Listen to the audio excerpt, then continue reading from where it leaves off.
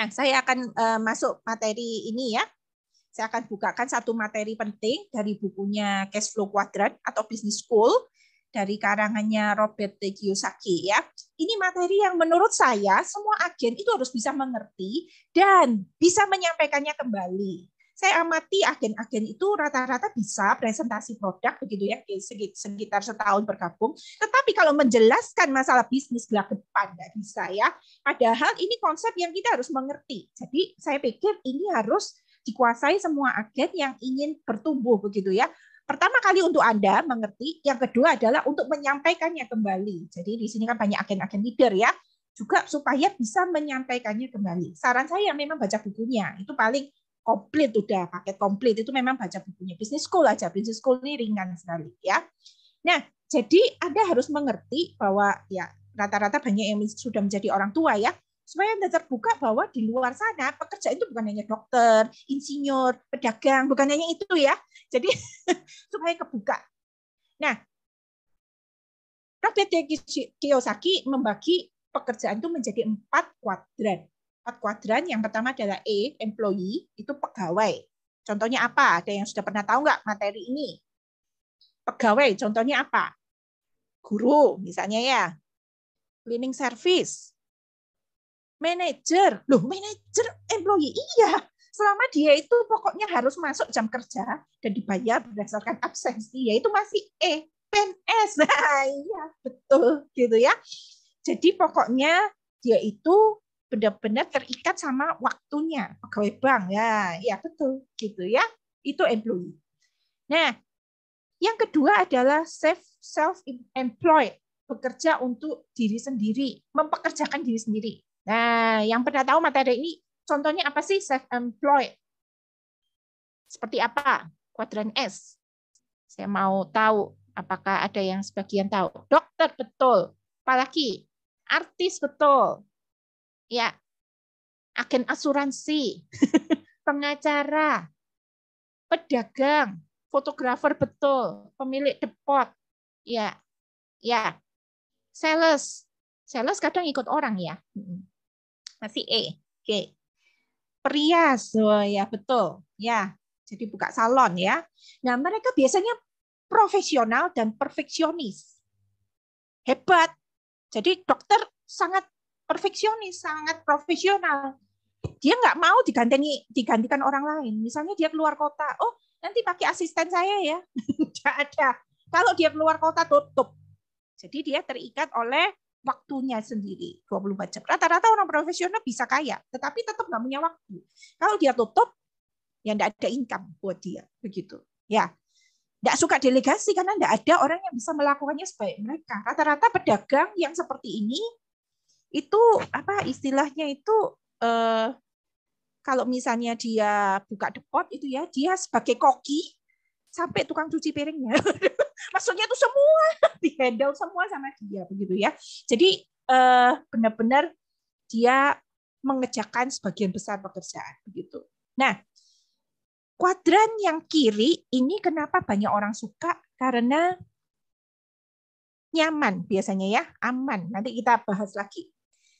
Nah, yang kuadran yang kanan ini yang memang kita mau kita kejar.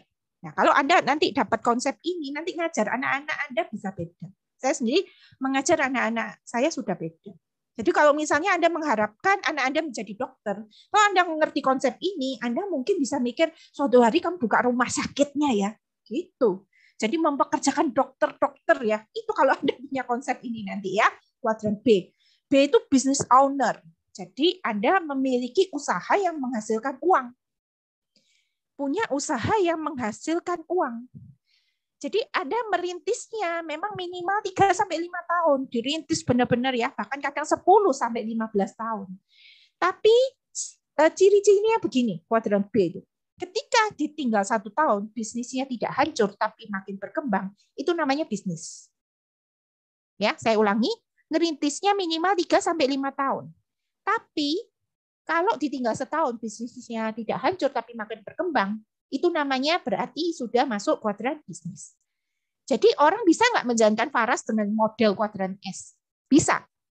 Model kuadran S kalau meninggalkan bisnisnya setahun, bisa dipastikan tidak ada yang tersisa lagi dari usahanya. Jadi kuncinya kuadran B adalah sistem. Ini yang membuat Anda nanti bisa punya income 50 juta ke atas. Sistem. Business owner ya. Jadi sebenarnya kita itu ada di kuadran B, tetapi kita bisa mengerjakan secara self-employed. Bisa. Kita itu masuk kuadran S, terjebak di sana. Cuma jualan-jualan. Begitu ya. Jadi kalau pemilik kuadran B berlibur, uangnya tetap masuk.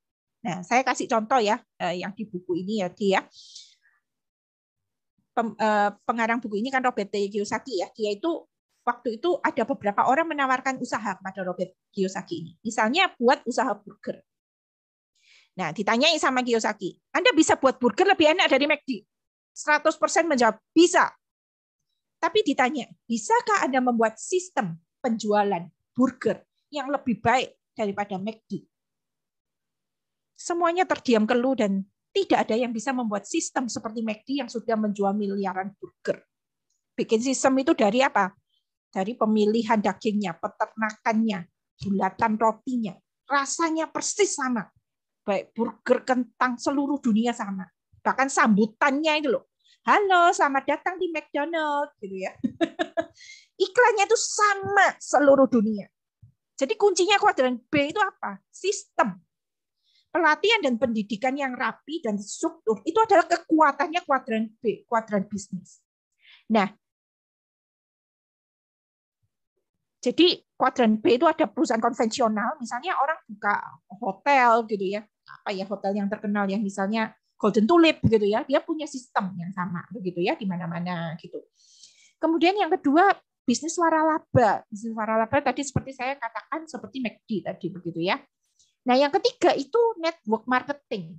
Faras ini ya, network marketing itu adalah termasuk kuadran B juga. Nah, kalau untuk bisa mendirikan sebuah franchise seperti McD tadi, Anda butuh modal yang sangat besar. Anda butuh sewa tempat, pegawai, hak menjual McD itu sangat mahal. Nah, kalau network marketing ya, sederhananya MLM, multi level marketing gitu ya, MLM, itu enggak besar. MLM beda ya sama money game ya. Kalau money game itu cuman apa rekrut pertama begitu aja. Kalau MLM itu yang baik itu akan merapikan di sistem pendidikan dan menghasilkan keseragaman. Baik harga produk sama kan? Di ini ya, di seluruh Faras ya. Klasik kita harus jual 350.000. Itu namanya sistem. Kemudian ada pelatihan. Jawabnya dari atas sampai bawah sama begitu ya. Jadi dijelaskan begini begitu sama. Bikin sistem gitu ya. Nah, saya agen profesional. Nah, bagaimana caranya saya mencetak agen A di kota A bisa profesional? Itu yang harus menjadi pikiran kita. Jadi banyak sekali agen yang pinter sudah jualan, semua bisa. Produk knowledge bisa, bisnis plan bisa, pokoknya daftar nama bisa. Tetapi PR Anda adalah bagaimana saya ini agen profesional, kemudian cetak orang berikutnya yang juga profesional seperti saya. Gitu. Jadi ada standarisasi kerja, cara menjawab yang sama, cara melatih yang sama, dan mencetak orang-orang kompeten yang berkualitas. Itu yang nanti akan membuat Anda bisa mencapai income 50 juta per bulan ke atas gitu. Ya. Nah, kuadran I ini investor mendapatkan uang dari investasi mereka. Ini mainannya orang kaya. Kita nggak usah bahas gitu ya. Karena harus syaratnya itu kalau saya baca kehilangan income 1 juta US dollar dan tidak merasa sakit hati. Baru masuk kuadran I. Kalau kita belum mencapai income sekian, mari kita mulai dengan usaha bisnis, network marketing ya, modalnya tidak besar. Nah, sekarang ini mulai ini ya, apa namanya? Kita akan banyak diskusi ya. Kalau kita melihat 4 kuadran itu ya, kita melihat 4 kuadran itu, kuadran E itu ya, pegawai. Yang kuadran yang paling kiri atas, kita itu melihat banyak orang tua yang mendorong anak-anaknya menjadi pegawai. Gitu ya. Jadi saya ini kemarin mendengarkan satu video, dia itu ada cerita. Motivatornya namanya Pak Chandra ya, dia itu antri makan di sebuah penjual nasi goreng. Penjual nasi goreng ini ramai sekali, bisa jualan ratusan piring sehari. Nah, kemudian waktu itu Pak Chandra bilang, wah, Bapak anaknya berapa? 3. semuanya sudah menjadi sarjana sekarang. Dia bilang, wih hebat ya Bapak ya, menjadi penjual nasi goreng di pinggir jalan, tapi bisa menyekolahkan anak sampai semuanya lulus sarjana. Kemudian penjual nasi gorengnya bilang gini, iya Pak, saya bersyukur sekali saya cuma jualan kayak gini, saya bisa menyekolahkan anak-anak jadi sarjana sehingga mereka bisa masuk kerja di tempat yang nyaman, yang rapi, begitu ya. Maksudnya enggak banyak debu, saya ini keringetan, debu-debu, capek saya ini ya. Gitu. Nah, kemudian Pak Chandranya bilang gini, loh, jadi pertama dia puji, hebat ya, orang ini cuma jualan nasi goreng bisa menyekolahkan anak sampai lulus perguruan tinggi sampai sarjana.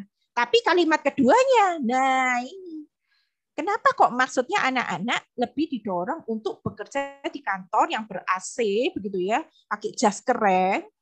Nah, kemudian Pak Chandra melontarkan satu pertanyaan ini, Pak, kalau Bapak menyekolahkan anak dengan goreng nasi begitu ya, ratusan piring, kira-kira anak Bapak yang kerja di kantoran itu kalau punya 3 anak seperti Bapak, bisa ya dia itu, Bapak yakin nggak ya anak Bapak itu 3 orang itu bisa disekolahkan sampai lulus sarjana seperti Bapak bantu 3 anak Bapak sekolah 3 anak sampai sarjana? Diam ya penjual nasi gorengnya. Nggak yakin saya Pak, dia jawab gitu. Kenapa? Untuk memenuhi kebutuhan hidup sendiri aja pontang-panting dia. Apalagi sampai punya anak, membesarkan anak sampai sekolah sampai lulus sarjana.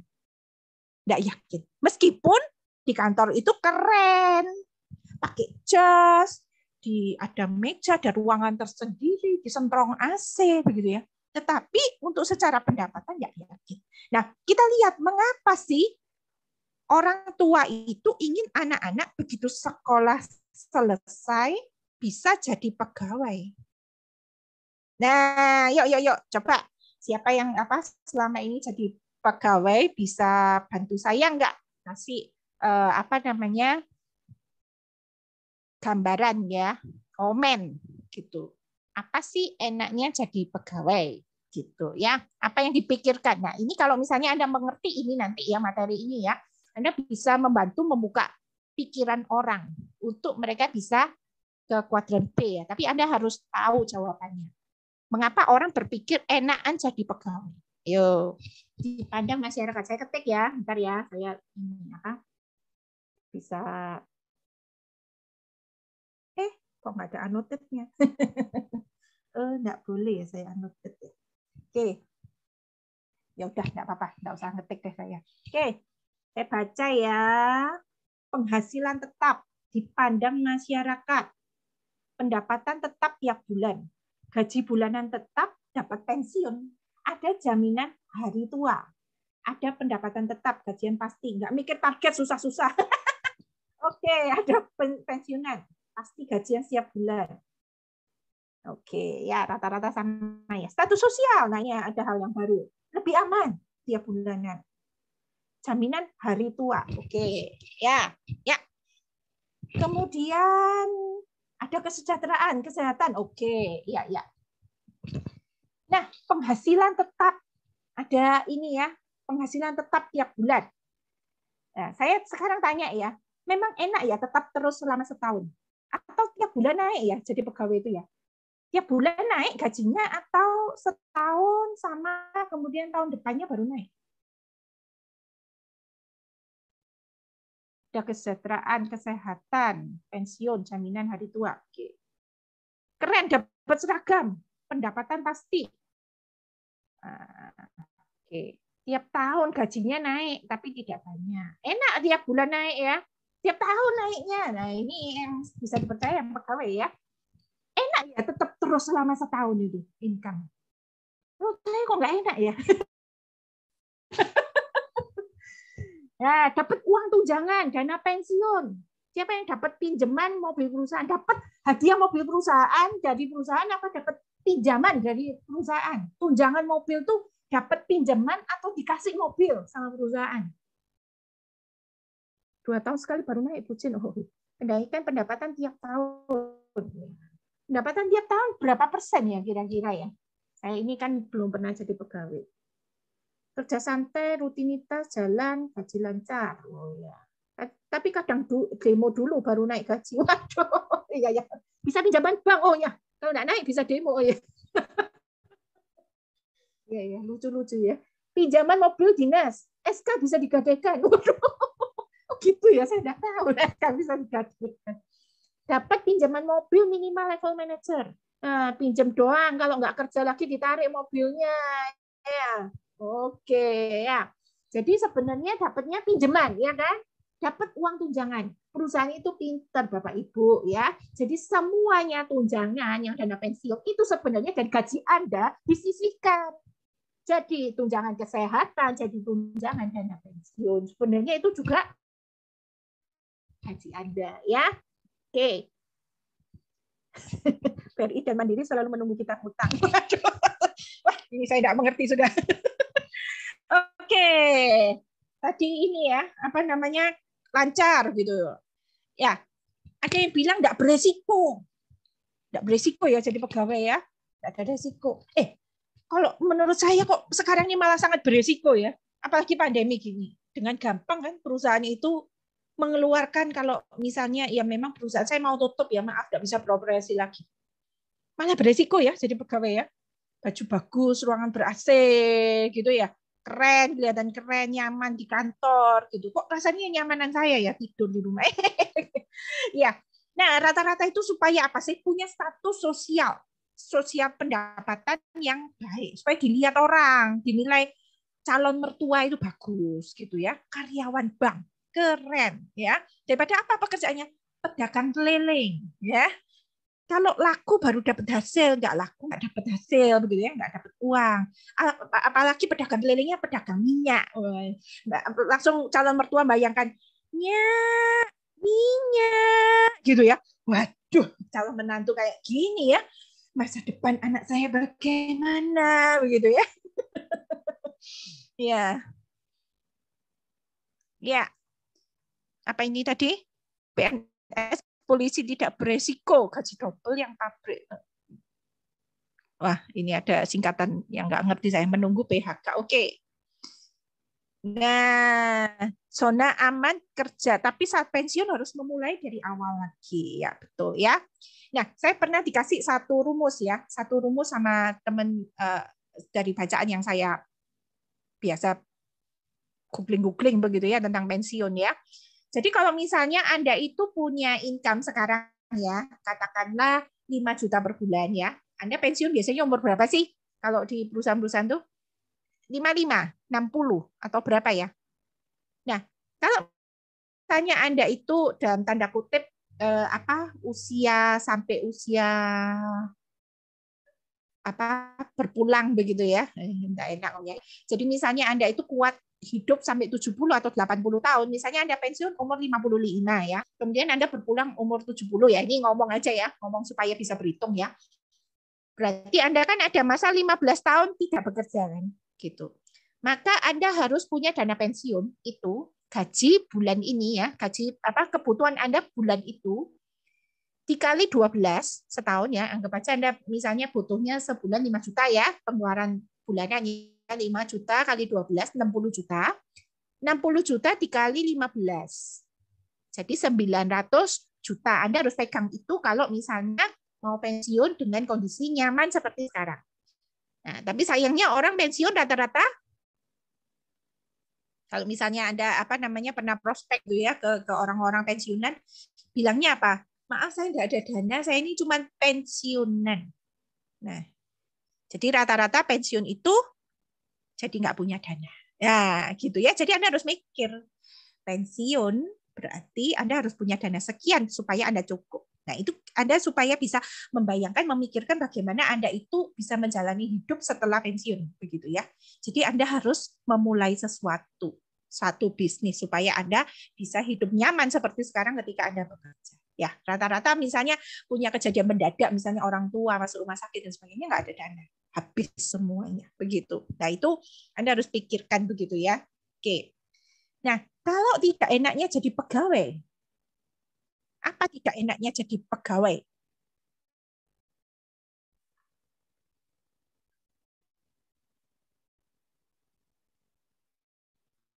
Oh, PNS ada yang 58.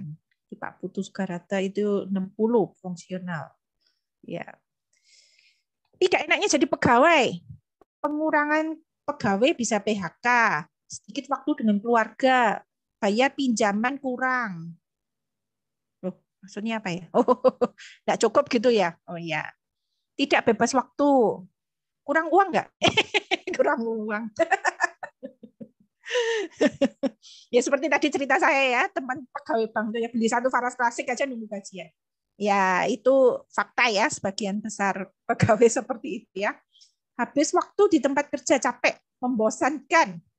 Tekanan kalau nggak capek target. Iya. Selalu diatur oleh perusahaan. Gaji segitu-gitu aja. Nggak bisa naik tiap bulan ya Bu Siti ya. Jadi pegawai nggak enak, nggak bisa bebas waktu, kerjaan nggak habis-habis. Makin naik gaji, kerjaan makin banyak. Gitu. Oke. Ya, tidak ada waktu. Soal kekurangan uang. Dimarahi bos. Dimutasi. Kalau diajak ke Bali, dipecat. Iya, ke Bali nggak bisa ambil cuti, Bu. Ya, nggak ada waktu libur bersama keluarga. Bisa dengan mudah dimutasi, dikeluarkan ya. Terikat aturan waktu dan sanksi disiplin. Oh, cuti susah, kerja sampai malam, nggak bebas waktu. Waktu sama keluarga kurang, gaji sebulan aja habis. Hidup pas-pasan. Nah, mulai curhat. Mulai curhat. Oke ya. Jadi ternyata banyak nggak enaknya ya jadi pegawai begitu. Oke. Bekerja untuk kesuksesan orang lain. Nah, menarik. Cuti saya sudah habis bukan masuk. Oke, hidup pas-pasan ya. Loh, saya ini pas-pasan loh ya. Oke. Nah, sekarang kalau enaknya jadi self employed gimana? Nah, ini kan lumayan naik level nih usaha sendiri. Enaknya jadi self employed gimana? Kalau self employed, enaknya gimana? Bebas waktu. Bebas waktu ini beneran nggak ya self employed? Jadi kalau misalnya dokter, oh saya hari ini mau tutup, saya tutup gitu. Terus nggak ada income dong Bu, begitu ya. Bisa sambil ngurus anak. Oh ya. Kalau ini ya self employed ya, jadi mempekerjakan ya. Oke, kalau pedagang online kelihatannya bisa itu, bisa sambil ngurus anak ya. Nah, banyak punya uang, ya betul. Self employed itu rata-rata orang profesional ya, pedagang-pedagang itu sudah punya uang gitu. Tadi saya bilang self employed itu dia mempekerjakan diri sendiri ya, jadi nggak bisa delegasi. Jadi kalau misalnya usahanya tutup, ya dia nggak dapat pemasukan. Seperti dokter tadi ya, seperti dokter. Kemudian pengacara, artis ya, kalau dia nggak manggung ya nggak dapat uang, modelnya gitu. Bisa kemana-mana tanpa cuti, bebas mengatur waktu. Nah ini enggak mesti ya. Nah, biasanya dia bisa, ya saya bosnya, saya buka, saya atur sendiri, begitu ya. Nah, tapi tadi sisi kiri kita diperangkap dengan rasa keamanan, sisi kanan kita, kata kuncinya nanti kebebasan ya. Jadi yang sisi kiri ini juga aman. Saya buka toko tiap hari ada orang yang datang ke toko saya beli beras, beli minyak gitu ya. Jadi rasanya keamanan. Kalau punya toko itu ada dagangannya, jualannya gitu, rame gitu. Nah, rasanya aman begitu. Nah, kalau nggak enaknya jadi self employed itu gimana? Jadi self employed ini yang mempekerjakan diri sendiri aja ya. Jadi kalau pedagang ini dia nggak punya kasir tuh. Dia benar-benar apa kalau misalnya kasir pun pokoknya dia harus ngawasi lah, takut uang hilang dan sebagainya. Pokoknya self employed sih benar-benar dia nggak bisa lah liburan dengan mudah ya begitu. Apalagi dokter gitu kan nggak bisa, pengacara nggak bisa. Tidak bekerja tidak punya uang. Nah ini sudah mulai ngerti ya self employed ya, kalau nggak bekerja nggak punya uang, nggak punya waktu, punya uang tapi tidak punya waktu. Nah itu self employed. Kerja borongan. Wah, saya belum mengerti itu kerja borongan gimana. Kalau Anda punya toko sendiri ya, punya toko sendiri, misalnya toko apa ya, toko baju gitu ya, toko baju. Nah punya toko baju atau punya depot. Kira-kira buka toko sendiri itu apa yang nggak enak jadi self employed ya? Kalau Anda bayangkan punya apotek atau Anda bayangkan punya apa gitu ya, Anda bekerja apa gitu. Rata-rata banyak yang self-employed ya di sini ya, kerja sepanjang waktu, sulit dapat pegawai yang punya integritas tinggi. Ya, kalau untuk toko nggak ada pemasukan, oke. Kalau buka toko sendiri ya, kalau buka toko sendiri itu ya, apa aja kerugiannya? Banyak saingan. Ya, semua ada saingan sih. Biasanya apa? Modalnya besar ya kalau buka toko ya. Modalnya besar, Anda harus sewa tempat. Strategis kan? Minimal puluhan juta per bulan ya, per tahun gitu bisa masuk ratusan juta ya kalau sewa tempat. Anda harus ada pegawai. Jadi kalau misalnya Anda buka rumah makan, tidak punya pegawai tidak mungkin gitu ya. Terus ada resiko-resiko buka rumah makan, resikonya misalnya apa? Tidak laku, tidak habis. Misalnya ada kebakaran, resiko kebakaran gitu ya, resiko bangkrut. Nah, untuk menjadi sangat kaya dibutuhkan jauh lebih banyak waktu dan bekerja lebih keras, ya. Gitu. Nah, jadi kalau misalnya Anda itu jadi pengusaha Faras, enaknya gimana?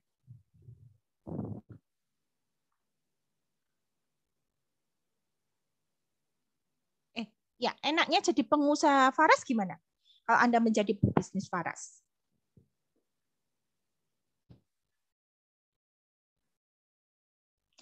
Jadi untuk mencapai sukses itu kan Anda harus banyak mencoba ya kalau menjadi self-employed ya. Anda harus mau gagalnya, mau perjuangannya. Jadi ketika kita belajar paling banyak itu malah ketika kita gagal kan. Jadi jangan takut gagal. Semua yang mulai usaha jangan takut gagal ya. Gagal itu bagian dari proses jadi sukses. Anda tidak bisa mengalami sukses tanpa mengalami kegagalan. Jadi orang yang tidak berhasil adalah orang yang tidak pernah gagal, ya kan? Orang nggak berhasil kalau orangnya nggak pernah gagal. Jadi tidak apa-apa gagal. Tetapi kalau mau bikin usaha, apa yang paling dibutuhkan gitu? Nah itu yang kita punya di Faras. Ya, bisa part-time dulu, bisa bebas waktu, betul. Cara mencapai sukses tercepat adalah mencari seorang mentor, pembimbing. Nah, kalau di Faras kita punya mentor. Jadi orang ini sudah pernah melakukan apa yang ingin Anda lakukan. Dia sudah mencapai apa yang Anda ingin capai gitu. Jadi jangan cari seorang penasehat.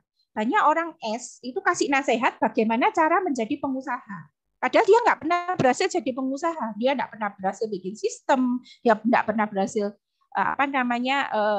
meninggalkan pekerjaannya setahun, nggak pernah. Tapi dia sok-sok kasih nasihat. Nah itu jangan cari penasehat.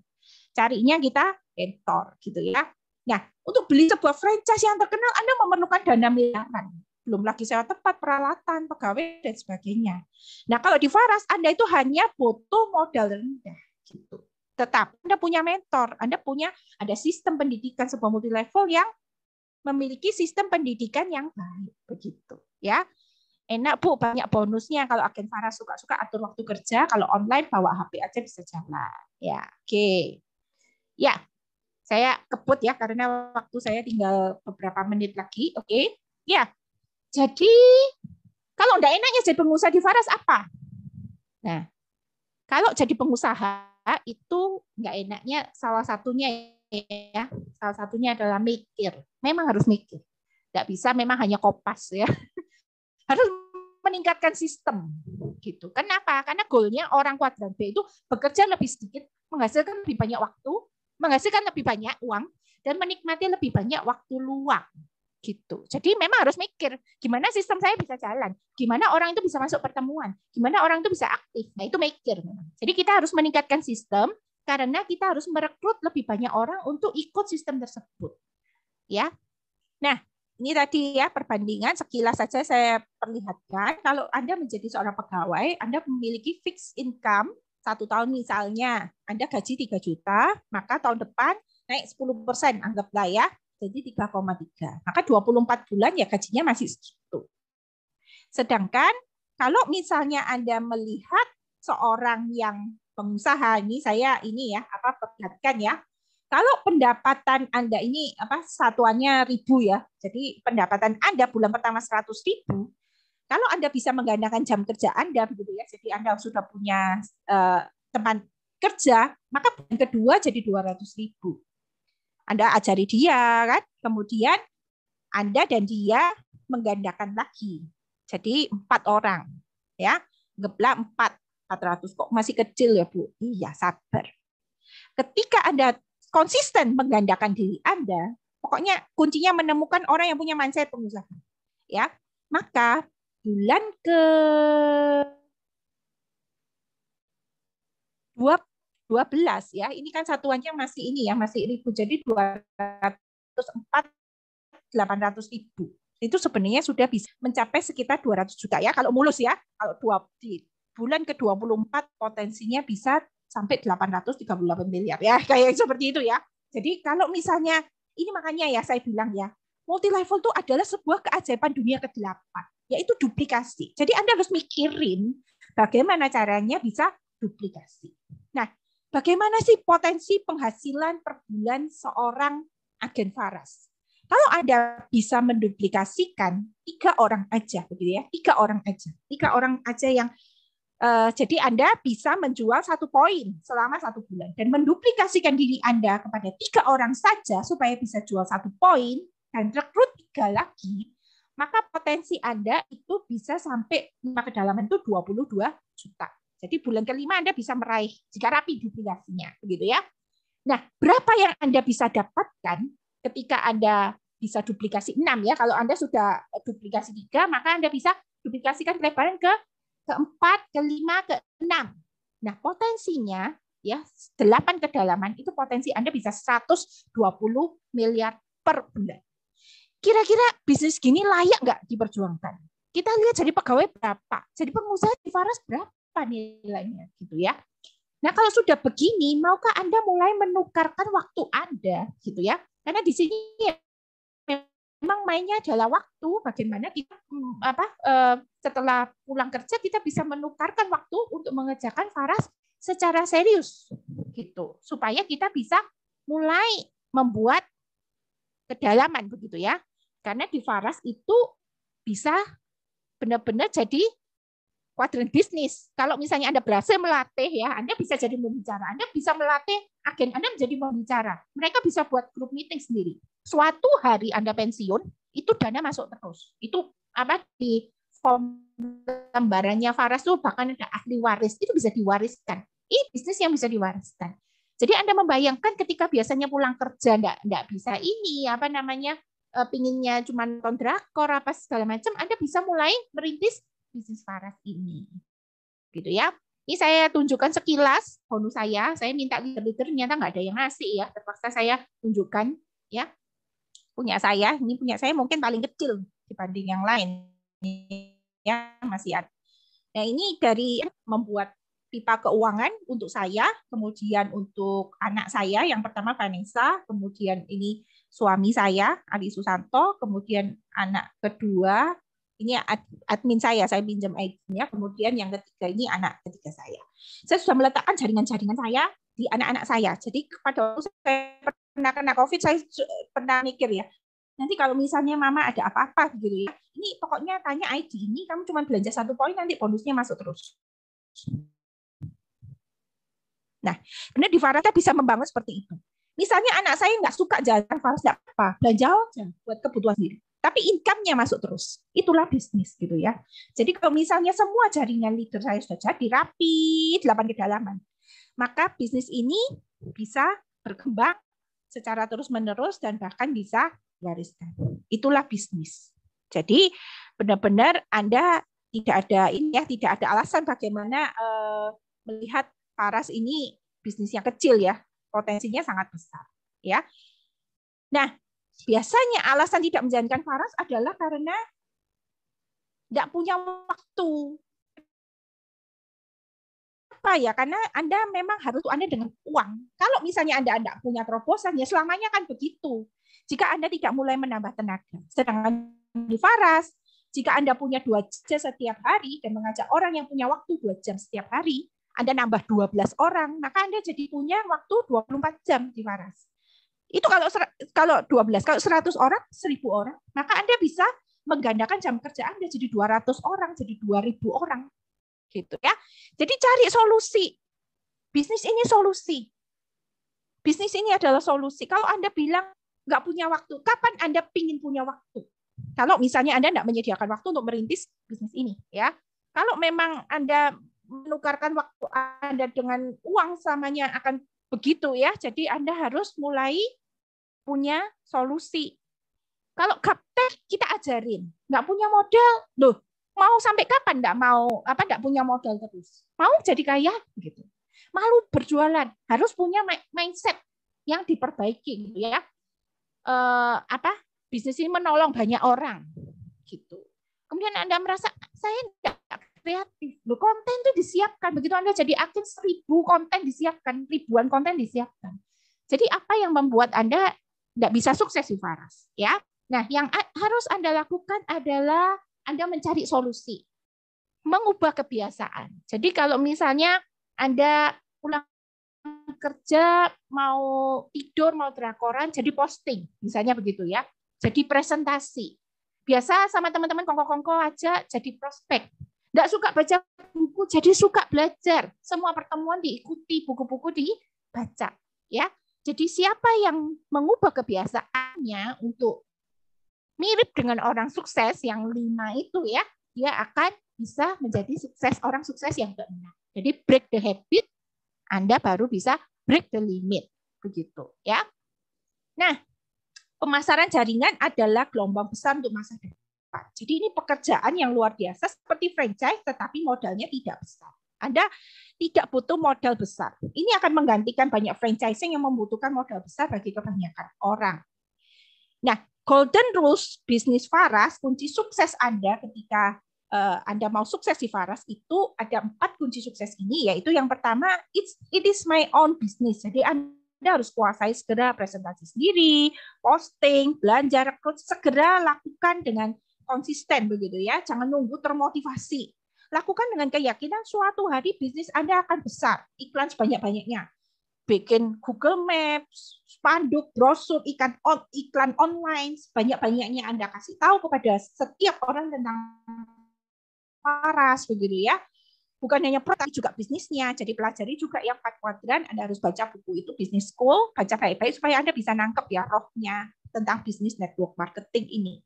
Nah, yang kedua adalah Anda harus duplication business ya, it is duplication business. Jadi kunci suksesnya harus menjual, merekrut, dan membina. Jadi Anda harus tahu suatu hari Anda tidak boleh jualan terus. Anda harus mulai rekrut dan bina. Dan pastikan Anda tahu bahwa suatu hari Anda harus menjadi pemimpin, bukan ngikut terus ke mitra atas ya. Memasukkan member ke mesin sistem, ke BTL, itu satu hal. Tetapi suatu hari Anda harus menjadi pembicara juga. Anda harus membantu mitra bahwa Anda untuk sukses di bisnis ini ya. Biasakan diri mulai dari kecil, member 3-4 orang, Anda sudah bisa buat grup meeting, sub meeting kecil, kopi darat. Anda belajar memotivasi, mentoring mulai dari 1 orang setiap bulan. Anda didik personally ya, secara personal sampai jadi ya. Anda seorang leader yang baik, oke, itu satu hal. Tapi Anda juga harus mendidik mitra bahwa Anda menjadi leader juga. Mencapai potensi terbaiknya, itu adalah tugas Anda. Didik leader. Jadi Anda leader, Anda didik orang menjadi leader. Jadi memuridkan sampai dia menjadi seperti Anda dalam hal menjadi leader atau pembicara. Ya. Yang ketiga adalah it is teamwork business. Jadi sadari diri Anda itu bagian dari tim ya, dari mesin sistem ini. Dikasih kepercayaan harus mau. Jadi belajar dari hal kecil. Misalnya dikasih kesempatan MC, testimoni, ngatur ini itu gunakan kesempatan itu sebaik-baiknya. Ya. Kemudian jadi good team player. Jadi hidupkan grup dengan semangat Anda, kalau leader ngomong apa Anda itu juga ikut semangat, kasih komen dan sebagainya, itu good team player gitu ya. Nanti kalau Anda jadi good team player di grup mitra atas, Anda nanti dikasih juga tim yang baik. Kalau Anda suka ngeles gitu ya, dikasih tugas melarikan diri, nanti Anda nggak dapat orang bagus karena duplikasi itu pasti terjadi di sebuah multi level ya. Yang keempat adalah yakinlah bahwa Anda bisa sukses ya, everybody can success. Nomor 1 berarti yakin dulu Anda bisa sukses. Yakin kalau Anda tidak mantap bisa sukses di Faras, Anda pasti ragu-ragu mau ngerekrut. Pasti ragu-ragu mau ngomongkan potensi Faras. Jadi Anda dulu harus yakin Faras ini bagus dan saya pun bisa sukses di Faras. Yang berikutnya Anda harus yakin yang Anda rekrut pun bisa sukses. Everybody can success here. Jadi jangan pernah memandang latar belakang pendidikan atau ekonomi asalnya ya. Nanti kita akan mendengarkan testimoni beberapa latar belakang orang-orang. Pokoknya orangnya rajin, bina terus sampai jadi. Jadi kalau Anda bisa sukses, Anda harus yakin juga mitra bawah Anda yang rajin-rajin niat-niat itu semuanya bisa sukses. Ya, kalau Anda pegang 4 golden rules bisnis ini, Anda pasti bisa sukses di Faras, gitu ya. Jadi tulis di komen bagaimana menjadi seorang yang sukses. Segera profesional, tanggung jawab diri saya ya, ini bisnis mandiri. Jadi benar-benar 90 hari semua dikuasai dan Anda harus menjadi orang pertama yang bisa diduplikasi begitu. Jadi Anda harus menjadi orang yang profesional ya. Jadi buat keputusan menjadi orang yang sukses, top number 1 profesional di bidangnya, paling ahli di kota Anda, bukan penjual amatir. Tidak ada pilihan lain. Pokoknya Faras saya kerjakan. 3-5 tahun saya kerjakan dengan kesungguhan ya. Meskipun Anda sedang bekerja di perusahaan lain, tidak apa-apa. Anda punya toko, tidak apa-apa. Anda tahu pekerjaan itu kuadran apa dan Faras kuadran apa. Pekerjaan Anda potensinya berapa, di Faras potensinya berapa. Ya, sambil Anda angkat ember untuk memenuhi kebutuhan hidup, karena di Faras pertama kali income masih kecil, Anda konsisten bangun pipa di Faras. Ya, ambil keputusan saya akan coba untuk bukan coba ya, Anda ambil keputusan untuk sukses di sini, bukan coba-coba biasa, tapi Anda ambil keputusan sukses di sini menjadi nomor 1 dan do my best, begitu ya. Oke, nah ini satu quote yang saya berikan. Jika kamu lahir miskin itu bukan salahmu, tapi kalau kamu meninggal miskin itu kesalahan Anda. Kalau kata saya, jika Anda di Faras 3 tahun dan Anda tidak menjadi berubah kehidupan ekonomi Anda menjadi jauh lebih baik, itu sepenuhnya salah Anda. Kenapa? Karena pendidikan di Faras itu sudah diatur sedemikian rupa sehingga yang ikut jalannya pasti juga bisa segera sukses. Ini quote dari Pak Putu ya. Aku tidak pernah bilang usaha Faras ini mudah, ya. Tetapi aku bilang usaha kerasmu akan terbayar dengan indah. Sama-sama kerja keras. Saya 8 tahun juga bisnis online juga kerja keras kok. Saya pernah di multi level lain juga kerja keras kok. Bonus terbesar saya di sana hanya 2,5 juta. Sama-sama kerja keras. Di Faras saya 6 bulan, tahun pertama saya bisa mencapai 25 juta. Ya. Jadi benar-benar sama-sama kerja keras. Kenapa nggak kerjakan Faras aja? Gitu ya. Jadi siapa yang mau sukses seperti kami dalam 3 tahun, Anda juga bisa mencapai income ratusan juta per bulan. Ya, ketik saya juga mau sukses. Anda harus punya komitmen itu. Biar mitra atas Anda lihat. Anda harus menarik perhatian mitra atas Anda ya, supaya semua mitra Anda melihat dan mencatat komitmen Anda untuk segera sukses. Ya, bayar harganya, lalui prosesnya, dan sampai jumpa di puncak kesuksesan. Oke, saya kembalikan ke Bu Niti. Iya, baik. Terima kasih materi yang luar biasa sekali, Bu Jen. Terima kasih banyak.